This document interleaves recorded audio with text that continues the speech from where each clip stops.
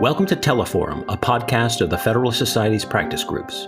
I'm Dean Reuter, Vice President, General Counsel, and Director of Practice Groups at the Federalist Society. For exclusive access to live recordings of practice group Teleforum calls, become a Federalist Society member today at fedsoc.org. Well, welcome everyone to this Federalist Society virtual event. Today, April 15, 2021, we're having a discussion on constitutional interpretation and a new book titled The Hollow Core of Constitutional Theory, Why We Need the Framers.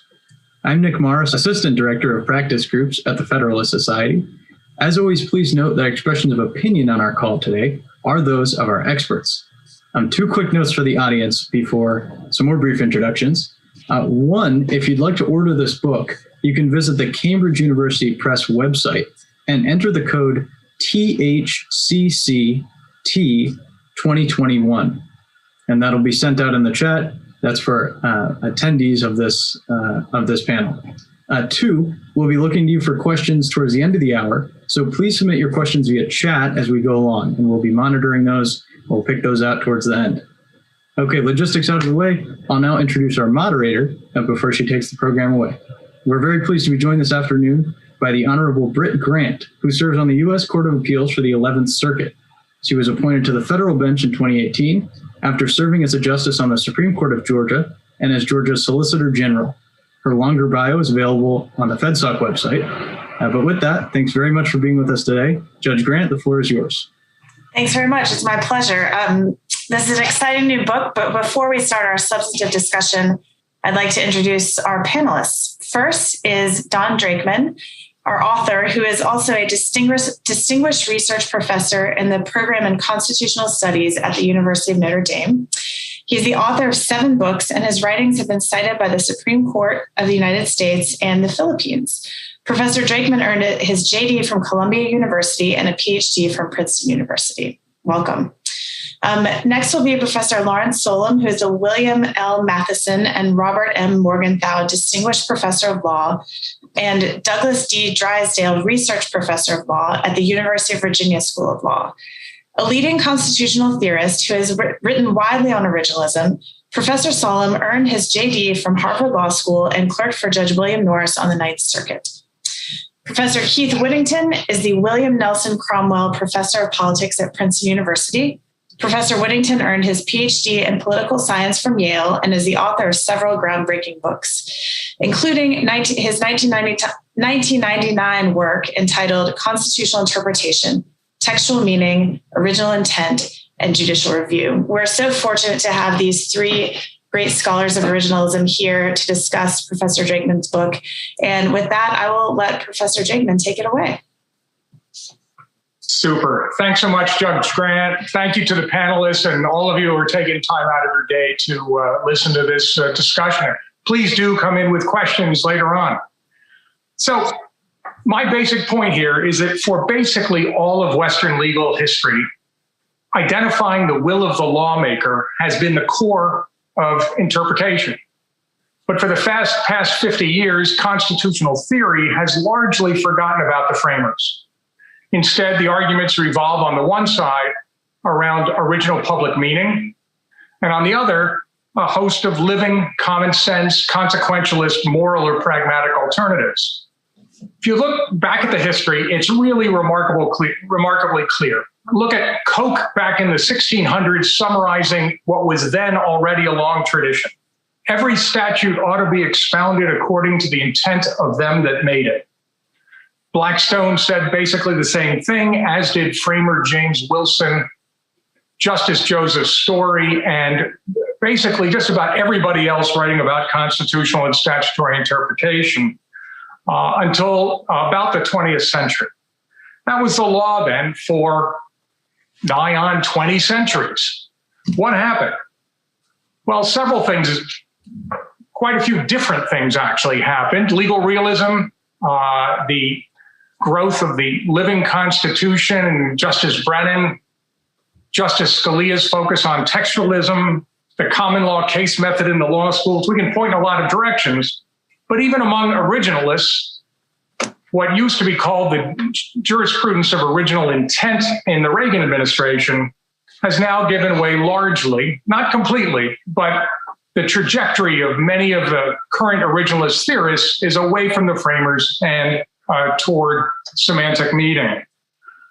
Now, why is that? And what's going on? Well, just about everybody, and this is originalists as well as living constitutionalists and everybody else, seem to agree that the framers' intentions are some combination of unknowable and, in any event, irrelevant. And since everybody has bought into what John Manning's called intense skepticism, we haven't given enough thought into why the framers were jettisoned and why we've lost what was the core of interpretation for all those centuries. And that's really the project of my book. Now, a couple of quick things. You'll say, wait a minute, Article 7 settles this. The ratifiers made the Constitution into law. And so we don't really have good records from the ratification conventions. That leaves us with the public meeting. There's not much left. This issue is really a red herring. I think it's terrific. It's actually one of legal history's great misdirects. This is a Wizard of Ozian, pay no attention to the framers behind the curtain move by the convention.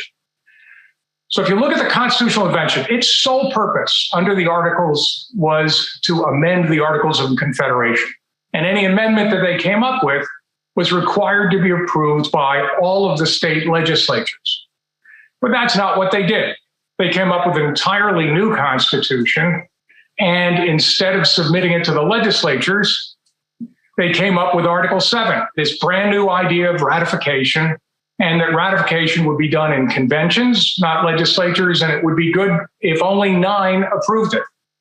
So this is the framers bootstrapping their way into a whole new constitutional order. And it became law, partially because they said so, and partially because we've accepted the fact that they said so over all these years. So then the second big complaint about the framers' intentions is what's often called the summing problem. How can dozens of framers all have the same intent? And the answer is that intent may be a little bit of a misnomer. What interpreters have always looked for is the end means decision. What was the final choice by the lawmaker about what they were trying to accomplish and how they were trying to accomplish it? All of the framers, whether they came in with similar ideas or very different ideas, by the time it got to a final vote on a provision, knew what that provision was meant to do and how it would do it. They may have agreed with it, they may have disagreed with it, but they knew what it was. What we're looking for is what they knew it was. So note that this is not necessarily an argument for framers' expected applications. It could be, might not be. Whether the framers meant for their own idea of how to apply a law to be perpetually used in the future is a question we should ask of the record, not assume going in advance. Lawyers in the founding era, interestingly, were well aware of dynamic, updating types of interpretations. We can see them doing it when they invoke the Magna Carta to support the patriot cause, for example. So the key to dynamic approaches, and when they're appropriate, is to identify the will of the lawmaker. Then you look at the nature of the changing circumstance and you say, can we apply the will of the lawmaker to the changing circumstances in a way that's consistent with the framers' original choices? Finally, the lament that the justices of the Supreme Court are really just making things up is usually what we've said in the past to things that we disagreed with. But over the last generation, there have been a group of constitutional theorists who have said that the court is a policymaker, should be a policymaker, and that all of the traditional language of interpretation can simply be used as a good cover story after the fact to give legitimacy to a decision made on other grounds. I think that's a bad idea. Truth-telling is an important value in our legal system, and we should expect judges to lead the way and tell the truth. So if they're going to act like policymakers, they should talk like policymakers and explain their decisions as just basic policy decisions. You made one law, we like this other law better. And then the other branches of government and Keith Whittington's new commission can decide on exactly what the proper role of the Supreme Court should be in 21st century America. Thanks very much for taking the time today to talk about this book. Thanks very much. I believe Professor Whittington, you're next. Correct me if I Professor Solum was next. Professor Solum, thank you for that. Professor Solum? Thank you. And I have some slides. So this is a wonderful book, and I urge everyone in the audience who's interested in constitutional theory to read the book. I think my job, though, is to offer some criticism. So that's what I'm going to do.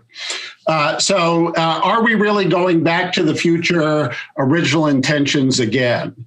Well, I want to just start by framing this. The modern origins of the move from original intentions to original public meaning are strongly associated with Justice Scalia, who had been critical of congressional intent as an approach to statutory interpretation, a battle he largely won.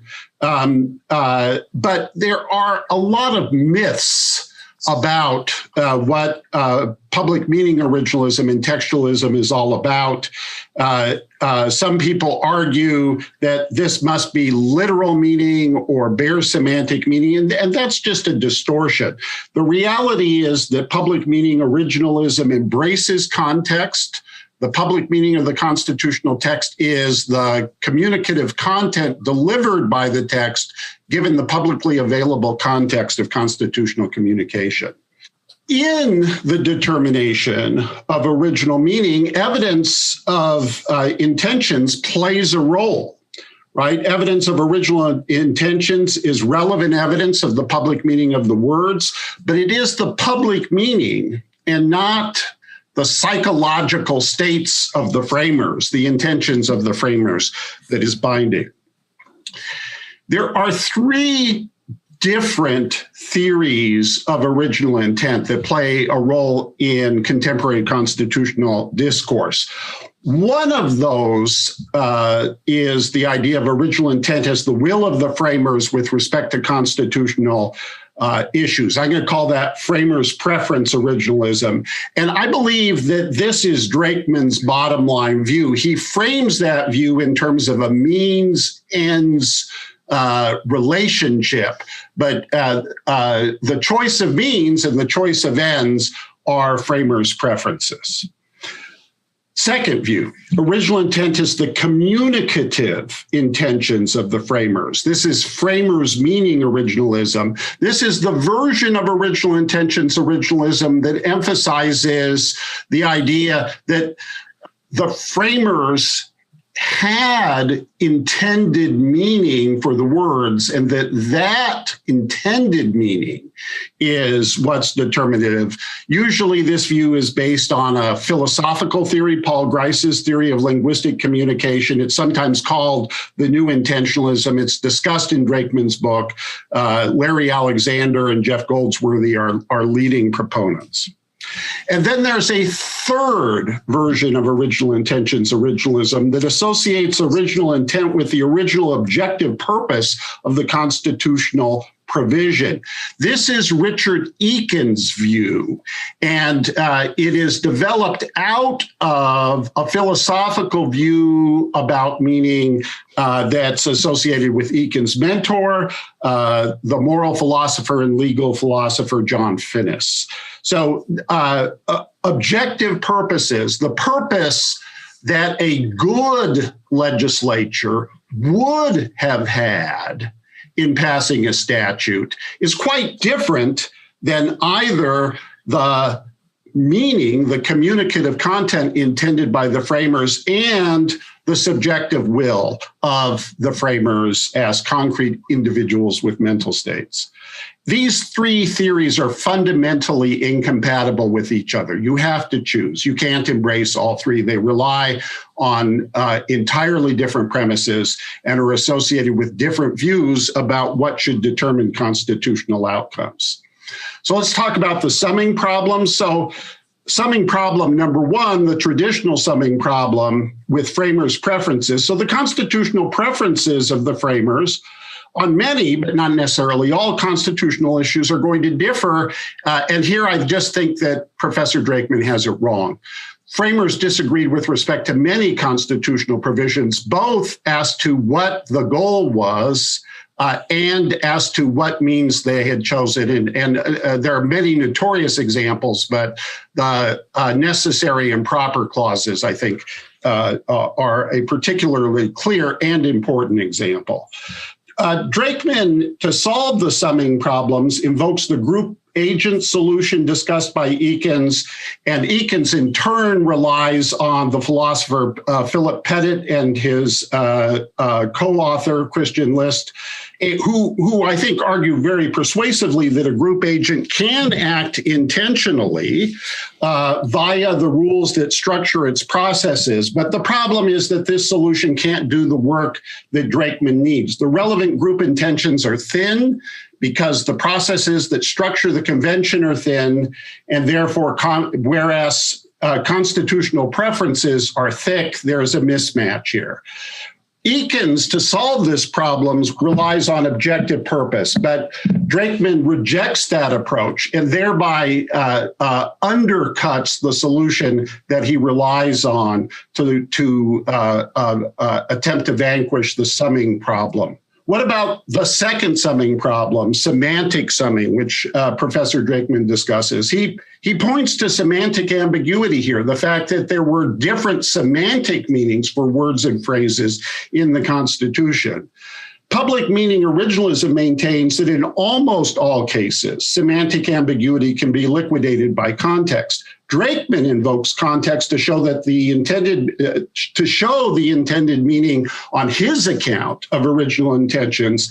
But if this context is publicly available, it is exactly the way public meaning originalism solves the problem of ambiguity. It's liquidated by context.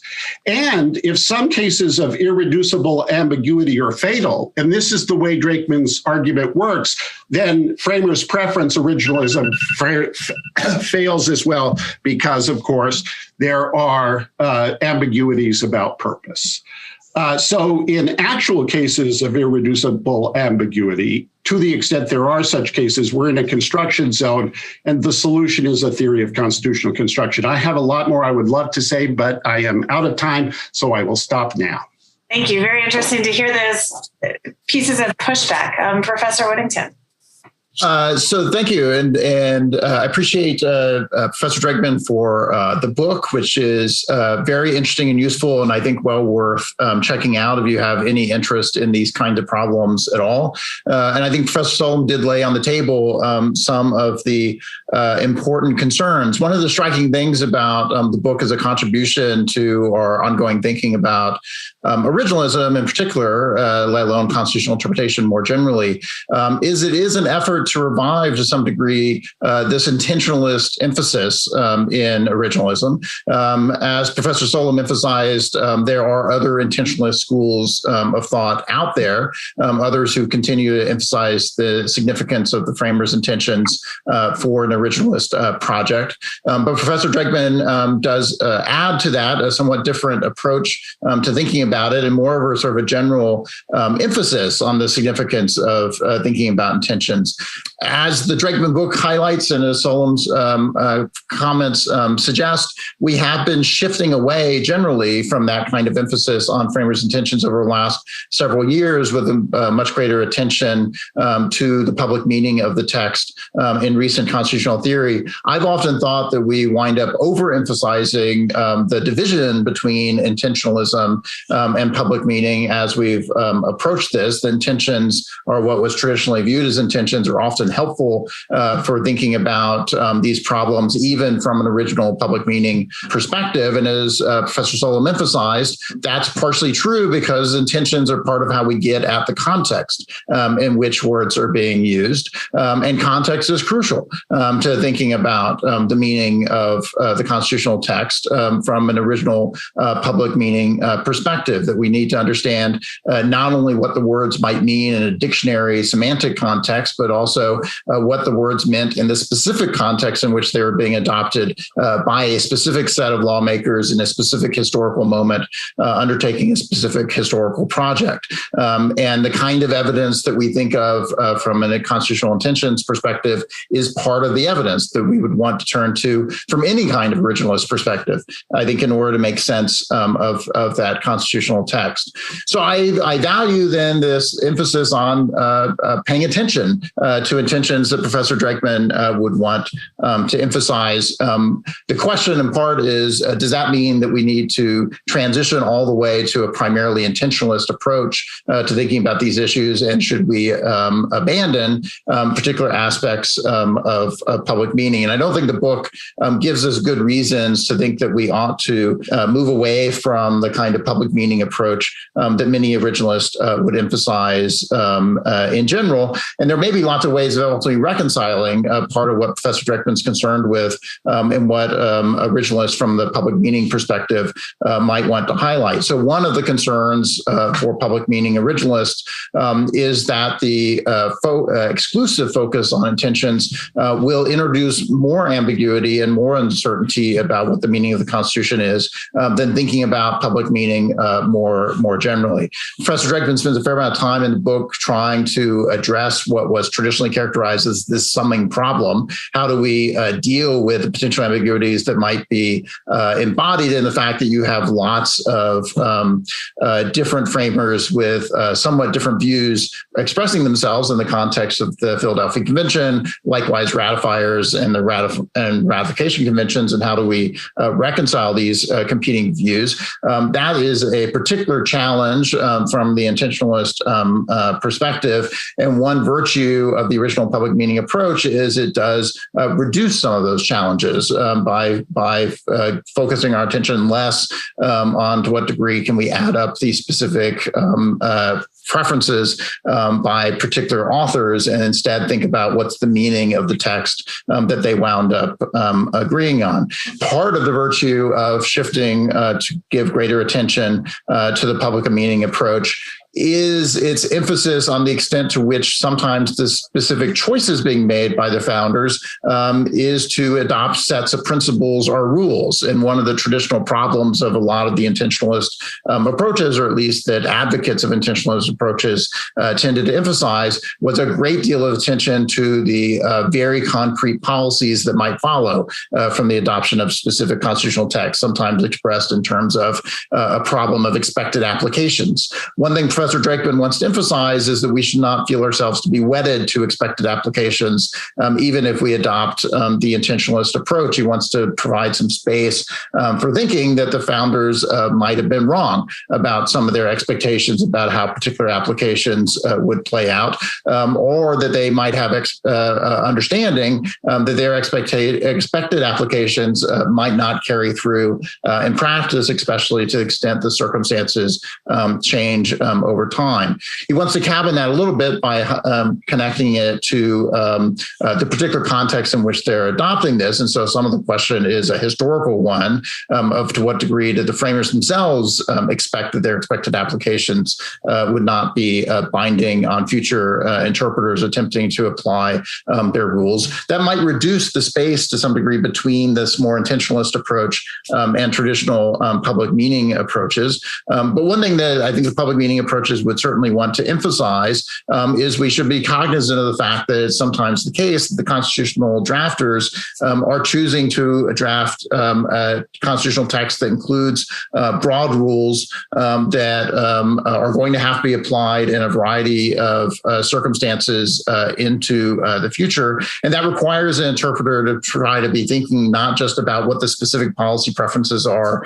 of those who are drafting the Constitution, but really trying to think about what is the larger rule that they laid down, and how, and then to exercise judgment to determine how that rule ought to be applied in particular circumstances. My suspicion is there's still going to be a gap between what Professor Drakeman would emphasize and what original public meaning scholars would emphasize about how much judgment future courts and future interpreters are going to have to exercise in order to think through how to apply more abstract rules to particular circumstances going forward. But I look forward to seeing how this concern winds up developing over time, and to what degree does the gap get wider, and to what degree does it shrink between Professor Drakeman's view about intentionalism and how it ought to play out in practice, and the more traditional, what is now traditional, public meaning perspective that many others would emphasize. Professor Drakeman only says a few brief words in the book about what to do when you have irreducible ambiguity in the context of the constitutional text. As Professor Solum notes, a lot of the new originalism would emphasize that we're now in the construction zone when we encounter that kind of aspect of the Constitution, where we have to start making political choices, exercising political judgment about how to flesh out constitutional rules in the face of that kind of ambiguity. And it's not clear if Professor Drakeman actually thinks we can reduce that core of the construction zone to nothing or next to nothing, or whether or not it will remain a sizable portion of what those who are trying to live under a written constitution will have to grapple with moving forward. One feature of the new originalism is to recognize that there is, in fact, going to be a fair amount of irreducible ambiguity and uncertainty about the meaning of the constitutional text that's going to have to be fleshed out in some fashion. Intentionalists traditionally were often concerned with minimizing how much of that ambiguity is going to be left in order to claim a very large amount of certainty about what the Constitution actually requires in practice. And it's just not entirely clear to me how far Professor Drakeman would want to go in that direction of claiming that the constitutional text, if properly interpreted, will provide clear answers to the full range of constitutional questions we want to encounter, or whether or not we will still be confronted with a significant amount of uncertainty about what the Constitution requires, and as a consequence, be confronted with the necessity of making some choices about what to do with the constitutional text, even given this particular form of originalism. So I look forward to hearing more from Professor Drakeman today, but also in the future as we see this kind of approach laid out. But it's an interesting new addition to the originalist debates, highlights some features of our thinking about originalism that I think he correctly suggests that we have not been paying enough attention to. And there's a great deal of value then in trying to pay more attention to some of the arguments he's putting on the table. Thank you. Some interesting feedback there, too. I think one of the last points you made, Professor Whittington, I think is a great place to start the moderated discussion, which is, Professor Drakeman, how much do you see your theory reducing the amount of ambiguity that scholars and courts are dealing with versus simply being a different mode of interpretation that might lead us to a more correct answer that still leaves significant ambiguity? I know there's been a lot of discussion about strategies to reduce ambiguity in lots of textual interpretations. But where do you see your theory coming into play on that front? Sure. Thanks. Thanks to all of you for the great insights. And that's a super question, Judge Grant. I think this whole project came out of ambiguity. And you'll probably say it ends up with a lot of ambiguity. But I'm, by main background, I'm a church state scholar. And I've written a lot about the Establishment Clause.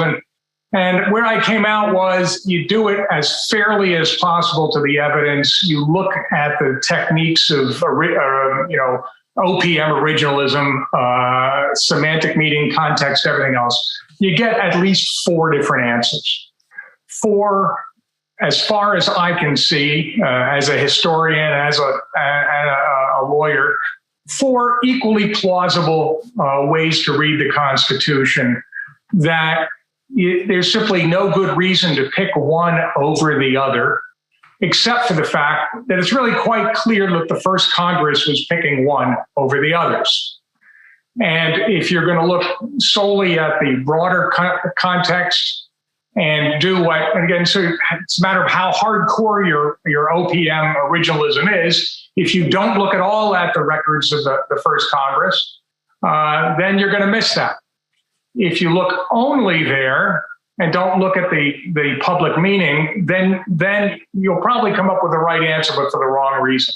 My view is that the key philosophical issues that Professor Solum points to and Professor Whittington are great issues. most of all, I want to take those cases where OPM generates, if done fairly, generates ambiguity. And I pick the excise tax clause and the establishment clause as basically, on the one hand, a third of the federal budget, and on the other hand, about 6 cases in the Supreme Court. And I say, I don't think you can resolve those without going specifically to the problem they were trying to solve and how they were trying to solve it. That's what Justice Patterson did in the first excise tax case, and it's what it was re-emphasized by the Chief Justice in the Affordable Care Act case. So that's where it all came from. At the end of the day, to go to Professor Whittington's question, this is not going to let us answer all our questions. Because one of our questions is, what questions should the courts be answering? And so far, the court has basically been saying, well, if it's an important public and social policy, we'll answer it. That historically has not been the case. And historically, commissions like the one Professor Whittington's going to be a part of, but perhaps oriented somewhat differently, have looked at jurisdiction stripping and court packing as the mildest possible alternatives. Charles I preferred the Star Chamber, and earlier Roman emperors simply seized the judge's property and banished them to foreign lands. You could put that on the list for your committee discussions, Professor Whittington.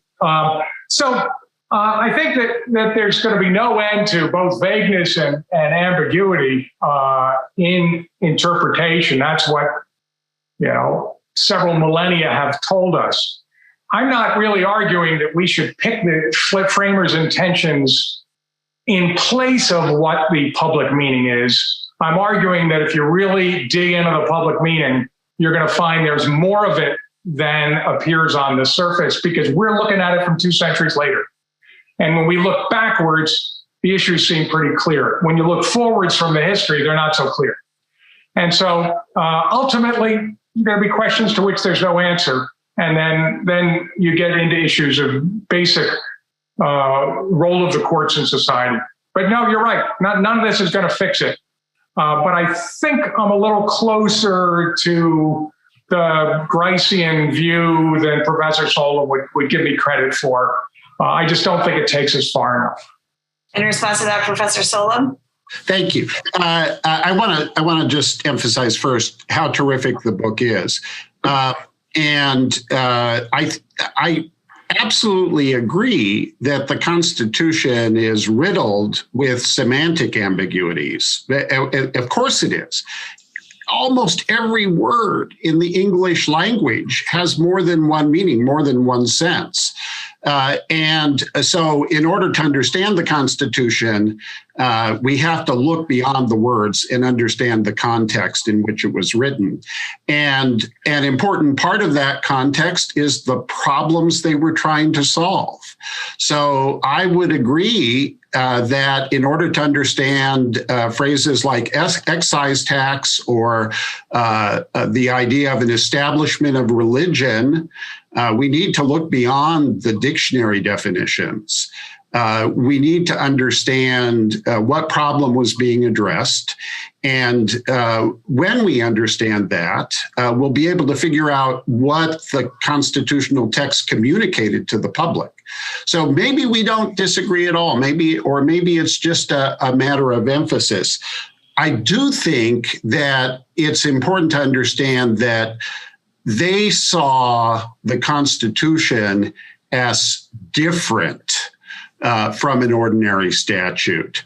And one of the reasons they thought it was different was because they understood it to be an act of democratic self-governance, an act of popular sovereignty. It begins "we the people." And as Chief Justice John Marshall said in Gibbons v. Ogden, it's because the people adopted the Constitution that it has to be understood to have employed words in their natural sense. So I think public meaning originalism reflects a profound difference created by a constitution adopted by the people as something that's really quite unlike statutes adopted by Parliament or ordinances established by kings. That was actually a question that I had as I was listening to everyone's remarks. Professor Drakeman, how much daylight do you actually think there is between your proposed method and what a lot of OPM originalist scholars seem to think is the importance of context in determining that original public meeting? Where do you see the differences between those two? So I think that there ought to be not much if their view of context is broad enough, because I think my view of public meaning is broad enough to overlap. And so you really get to the question of on the spectrum of OPM originalists, you have the corpus linguistics dictionary group that just say we can go out there and measure something or look something up, and there's your meaning, and we're not going to look at anything else. Those are the people that I probably have the most distance from. And then there are, Professor Solum's triangulation method, both Professor Solum and Professor Whittington are far more friendly to the framers than a number of folks that are on the, what I would call the Justice Scalia end of I'm not interested in what the framers had to say. I'm only interested in the words they picked. And I would say I'm interested in both. And I don't think that's going to drive a lot of different things. I would not take the position necessarily that I can dream up an intention of the framers that does not overlap with at least one equally good objective public meaning. I just think, again, I'm a historian, and therefore spend too much time looking at the context. And I think if you do that, you realize, like they found out in, they had a debate in Congress over the excise word. And what they agreed upon was that people in New England thought it meant something different than what people in Virginia thought. Okay, so we've got that in the record. What do you do about that? What do you pick? You can flip a coin, you can count word usages in a corpus, or you can say the excise tax was a result of a deal. It was a compromise. So not a particularly attractive one. Nobody wanted it going in. It was the probably best of a bunch of bad alternatives. And that's what they got to. And so otherwise, as Justice Patterson said, the semantic questions turn in a circle. You go round and round and you find really good evidence on what it means. What's the context? Well, they were arguing about the taxation power. But only when you get right into it and say, why do they care about this issue, do you come up with the capitation and real property answer that Patterson locked onto, and that the Chief Justice picked up in the Affordable Care Act case, and that was in fact what they did. So anyway, that's a long answer to a short and better question. So my concern is not that OPM originalism is bad. I think it needs more history. And when it gets more history, it's going to need more theory to figure out how to deal with ambiguities. And that's what I was trying to provide. Very interesting response. I'll let the audience know we're not quite ready, but in the next few minutes, we'll start with some audience questions. So please go ahead and be thinking of your questions and feel free to go ahead and enter them so that I can pose some additional questions to the panelists. In the meantime, before we move on to the audience, I've been wondering whether any of the three of you have a concern that a heightened focus on the framers' intentions could be used as a, intentionally or not, as a smokescreen for the current thinkers' intentions or beliefs about what a constitutional provision ought to mean. I know that was one of the significant criticisms of the living constitution and other similar theories. But does this, since it perhaps is somewhat less objective than other modes of interpretation, it could be argued, does this provide a new smokescreen for folks to maybe move the Constitution in the direction that they think it should go? Yes. Bad intentionalism is probably worse than bad OPM originalism, but it's still bad intentionalism. And what we've done, take the Wall of Separation or James Madison Memorial and Remonstrance, which has given us this huge and messy jurisprudence about church and state. That's just bad originalism. It was taking a guy who was there in the first Congress and looking at something he said somewhere else about another context and piping that into your First Amendment because he happened to say something that was really attractive to some New Deal judges. That's just, yes, that's a risk. And I think that the balance to that risk is that if we really take the original public meaning research seriously enough, we're going to get ambiguity all over the place and we're going to need a way to resolve it. And this is it. So it's a tough one. That's a great question. Any responses from Professor Whittington or Professor Solum before we move on to audience questions? I just would say that a move back to original intent, I think, can be seen in two ways. So I think some people are very much attracted by the idea of original intent because they hope it provides more determinacy, right? They are hoping that when we have sort of the concrete, if we honor especially the concrete expectations of the framers with respect to particular constitutional issues, that will make things more determinate. But then there's the worry on the other side is that if we're really talking about constitutional preferences, it's going to turn out that there's a lot of material to work with in the constitutional materials, in part because there were many disagreements about what ought to happen, and then in practice that can lead to what I think Professor Drakeman is quite rightly very opposed to, which is bad intentionalism or the cherry picking of the quote that indicates the constitutional preference that goes the way you want. And of course, the Supreme Court, I think the Supreme Court's originalism has gotten much better. And I'm especially impressed with some of the originalism that we've seen very recently from the United States Courts of Appeal. But as you go back, you see lots of cherry picking of sort of framers' intent quotes used acontextually to support a preferred outcome.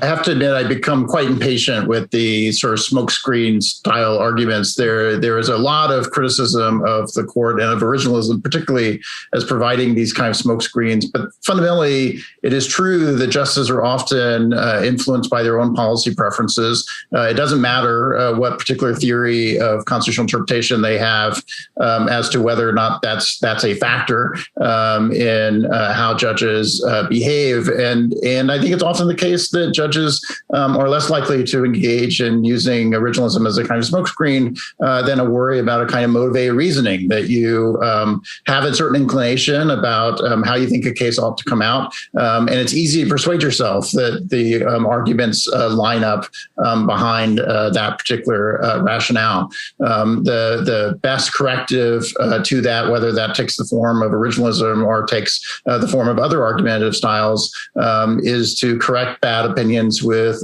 better arguments, and that all arguments across the board can be criticized, and we ought to be open to criticizing jurists when they make mistakes and make bad arguments. But I don't think that's a reason to therefore want to reject an entire approach to thinking about constitutional interpretation, so much as a reason to actually taking seriously our responsibilities of evaluating the quality of the arguments that we're seeing and criticizing them when they deserve criticism.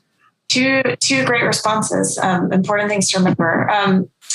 So I will start with one question that I think includes threads from several of the questions that we have here, which is what role if any, should the Declaration of Independence play in interpreting any part of the Constitution?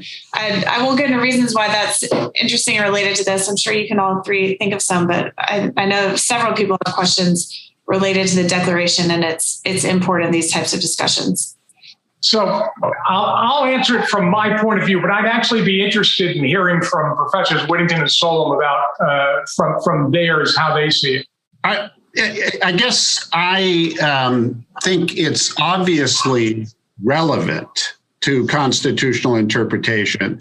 The Declaration of Independence is an important part of the public context of constitutional communication. Thinking about the Declaration, the Revolutionary War, the Articles of Confederation, all of that is part of the story. It's part of the basic context that members of the public would have borne in mind as they were reading the words of the Constitution.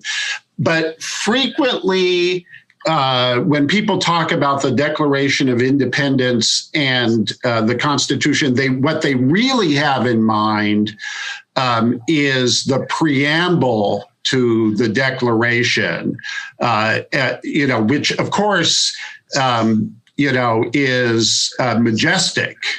All humans are created equal, right? And so, and a sense of inalienable rights.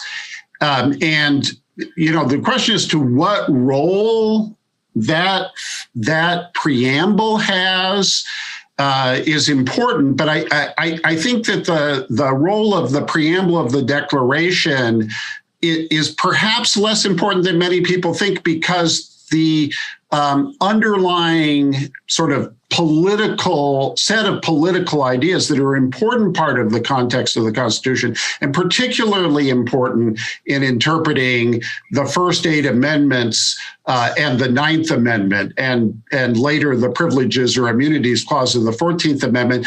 These ideas are not only to be found in the preamble of the Declaration, right? And in fact, their importance to constitutional interpretation rests in part on the fact that they are pervasive, and that these are not just ideas that appeared in one document a decade or so earlier.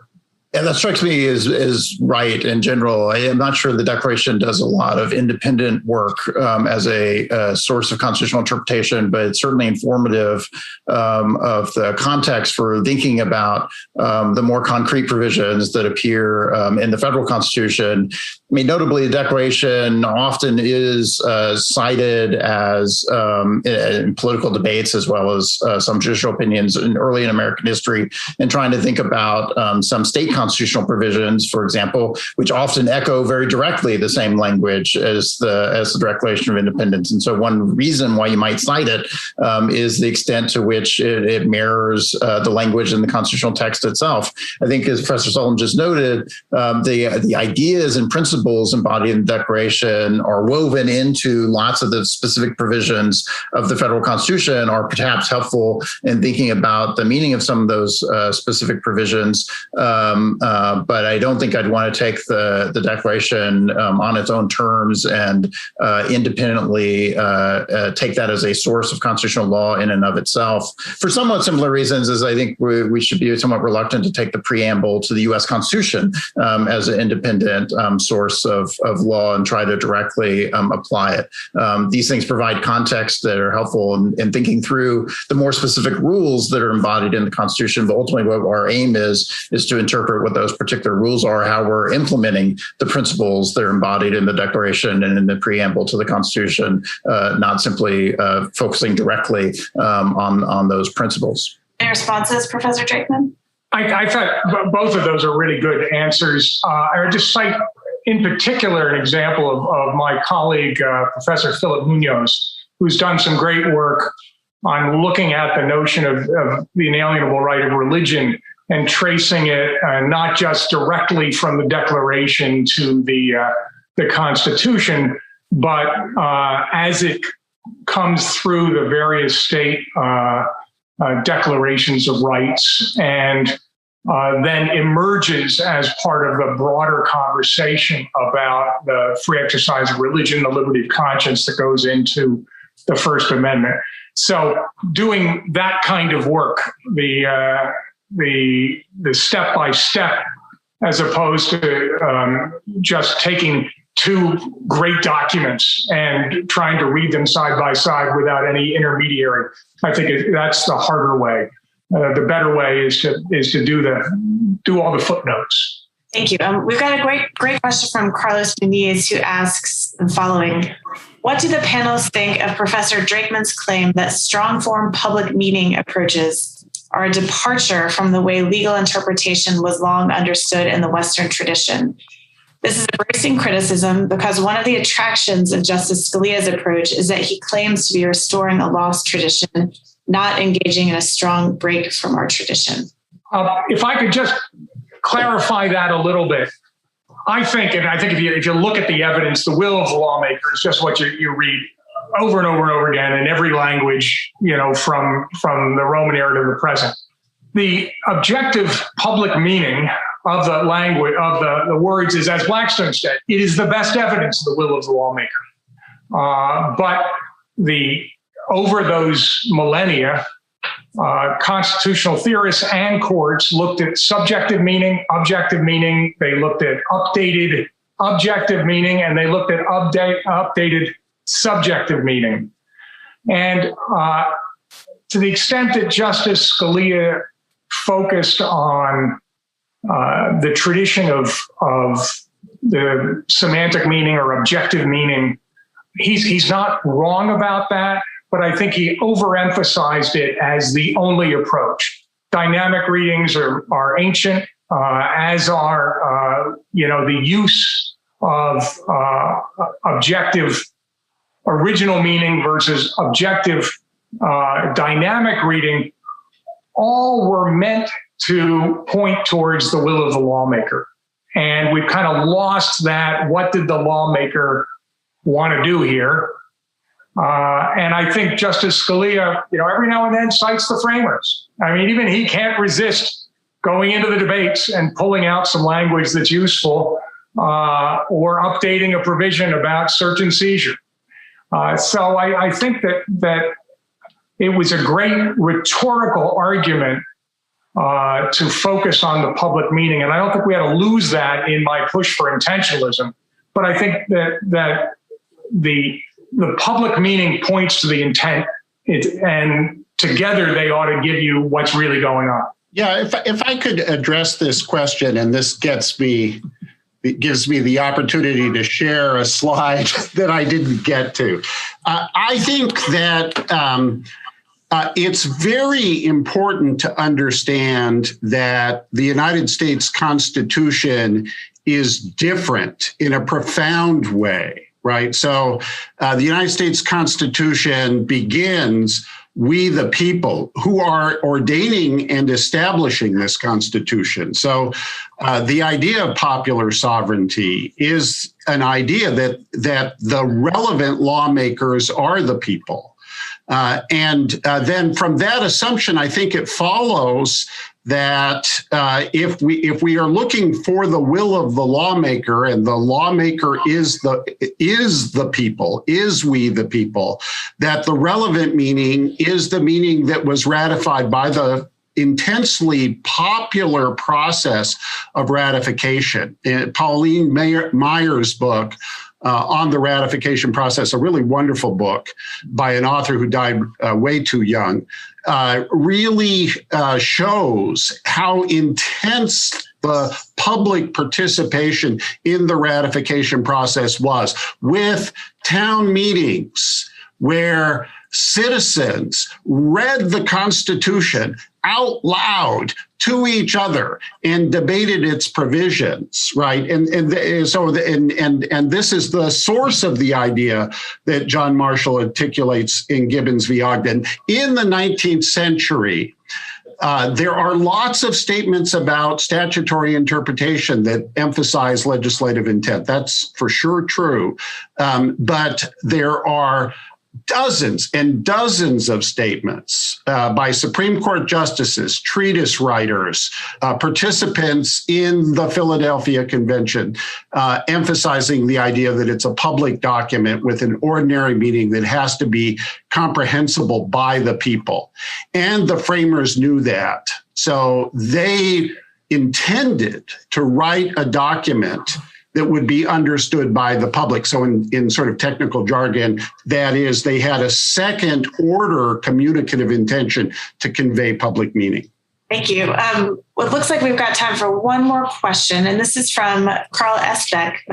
Do federal interpretations of the Constitution and Bill of Rights for the first 20 to 40 years after 1789 have a heightened role in intent or meaning? So Lord Coke would say back in his institutes, and Blackstone would pick up on this, that the interpretation of people at the time of enactment is something to be taken very seriously. And if some of those people were framers, as in my example of Justice Patterson, then I think that it gives you some very interesting evidence. Doesn't mean they aren't wrong or that they are interpreting it as we would like to see it or as we think is done correctly if we were to look at the entire context of the language as well as the circumstances. But certainly there's a very, very old maxim in the law that says contemporary expressions of interpretation are meaningful. I wish I could quote the Latin to you, but it slips my mind at the moment. We wouldn't understand that anyway. So, of course, we would all. Any other responses or final closing words to offer as we reach the end? I would just echo on that point that, as Professor Drakeman said, that the early interpretations ought to be taken very seriously. But we also shouldn't lose sight of the fact that the early interpreters are also politicians and judges in their own right. They're affected by their own pressures. And just like we think it's possible for judges and politicians to get constitutional meaning wrong today for all kinds of reasons, not only through mistakes, but also because sometimes they simply depart from the constitutional rule because it's politically convenient or they feel the need to do so. That was true in the early days as well. And so we should take early interpretations very seriously, but we shouldn't think that they're necessarily dispositive of what the authoritative meaning actually is. Well, that seems like a wonderful place to end as we hit 1 p.m. sharp. I know many people on here have taken out time to hear this important conversation. I'd like to thank all three of our panelists. Professor Drakeman, thank you for this wonderful book, which really contributes a lot, not only to this conversation that we've had here today, but also to the broader conversation about originalism and how both scholars and judges should be looking at determining the meaning of the Constitution and its provisions. Thank you to Professors Whittington and Solum for giving us such an engaging discussion and a lot to think about. We had a lot of questions, great questions that we weren't able to get to, but I'm hopeful that these will keep coming up, and this similar panels and others in the future, I think we'll have a lot of debate as your book gets more widely read and reviewed and discussed. So I appreciate everyone's time and hope you have a great rest of your day. Thank you very much. Really appreciate everybody, but thank you especially to the panel. Super. Thanks very much, everyone. Just a quick thanks on behalf of the Federalist Society to Judge Grant, especially for taking time, and all of our panelists for tuning in for our great audience, your great questions.